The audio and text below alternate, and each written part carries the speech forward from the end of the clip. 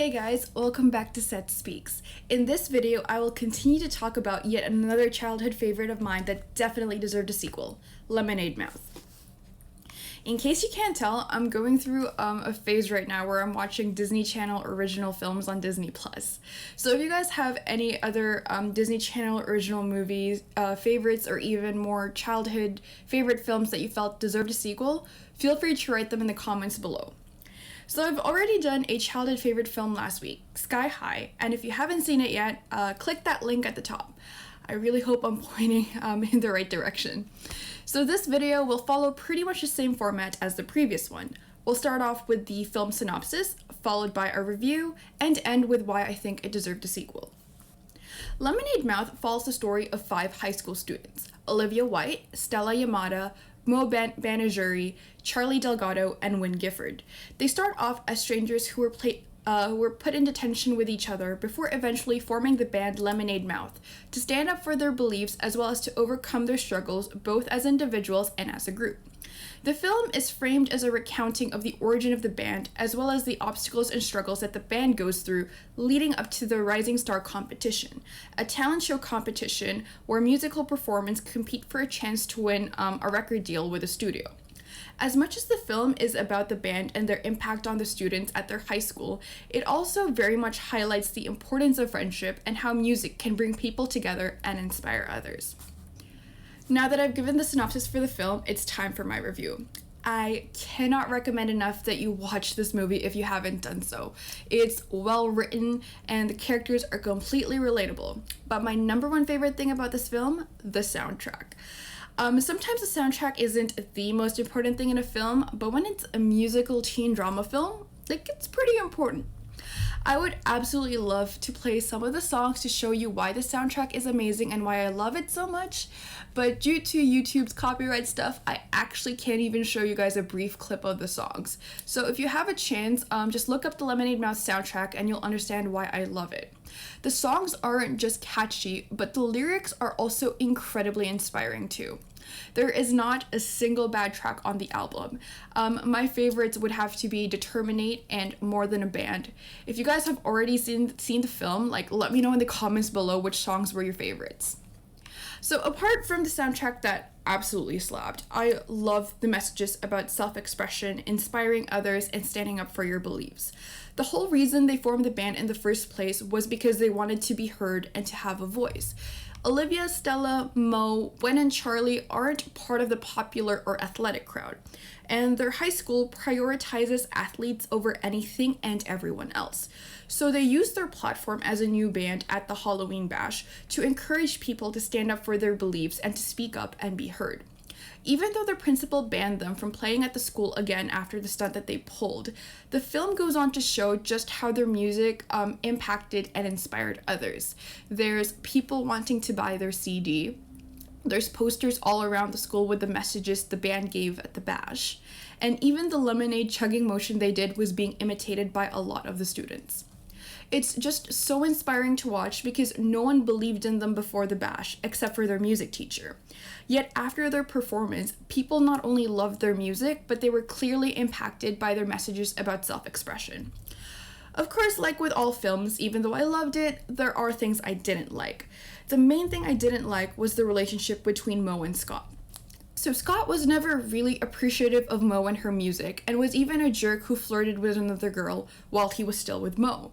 And while he did sort of redeem himself at Rising Star by playing guitar for Lemonade Mouth, I still think that his character development, as well as Mo's, would have been stronger had they not gotten back together.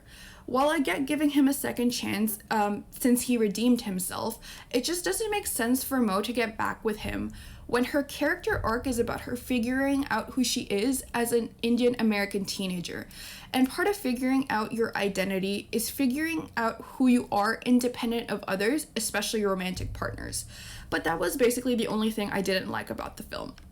Another thing I loved was the found family trope. I've talked about the found family trope in previous videos, but those featured crime. This found family featured music.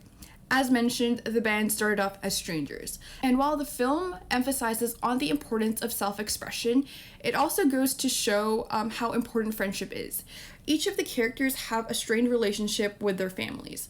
Olivia's father is in prison, Stella feels out of place in her family because they're all geniuses, Wen doesn't like his father's new girlfriend, Charlie struggles to follow in his brother's footsteps, while Mo struggles to live up to her father's high expectations. And because they didn't have a good relationship with their families, they have such a wonderful relationship with each other to make up for it. They bicker, and there were many times when they almost walked away from the band, but they always came back to each other. It's also so beautiful to see them be so supportive of each other, especially with Olivia, since she suffered from major stage fright. And again, they're all so different from each other, but they bonded in detention through music. But more than that, you actually get to see them bonding and opening up to each other about their struggles. No wonder my mom ignores me. I wish my dad would ignore me. I'm never gonna live up to this idea he has with his perfect Indian daughter, you know? Try living up to a perfect brother. I'd take perfect brother any day over my dad's ridiculous girlfriend. My dad's in prison. Them opening up to each other really cemented their friendship. Even though they were angry at Stella when they were in the holding cell, it didn't take long for them to stop being angry and to make up with one another. Oh, watch my eye. I know, It's just so beautiful, and I love their friendship with each other. So this film as a whole is just really well written, and aside from Mo and Scott's storyline, I really loved it and I will always recommend watching it. The film definitely deserved a sequel because I felt that there was still so much more to explore in regards to the band, their rise to fame, as well as their dynamics with each other.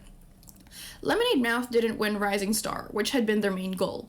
But despite not winning, the end of the film shows them performing at Madison Square Garden. Obviously, a lot of time would have passed by between the end of Rising Star and the performance at MSG, but I would have loved to see how that would have gone down.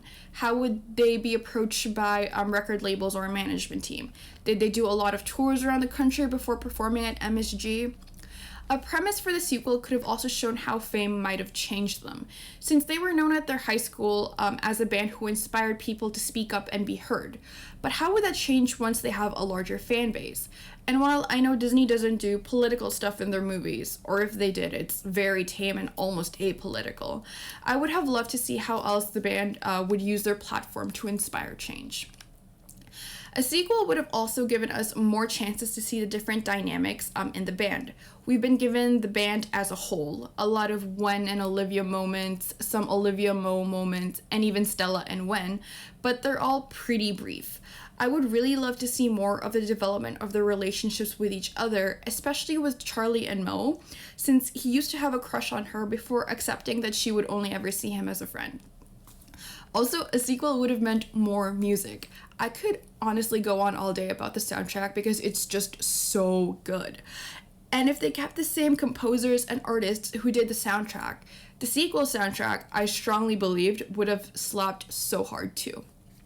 Lemonade Mouth remains to this day one of my favorite films from childhood, and I really wish we had gotten a sequel because even though the plot itself was a little cheesy, the characters themselves were relatable and well written, and the soundtrack was simply amazing. Plus, it has beautiful and positive messages about self-expression, friendship, and the power and impact that music has on our lives and on other people. It's inspiring and it's enjoyable to watch. So if you haven't done so, please watch it. I promise you won't regret it. And that's a wrap on movies that deserved a sequel, Lemonade Mouth. Tune in next week for my video on Julie and the Phantoms. Thank you so much for watching my video, and please don't forget to like, comment, or subscribe.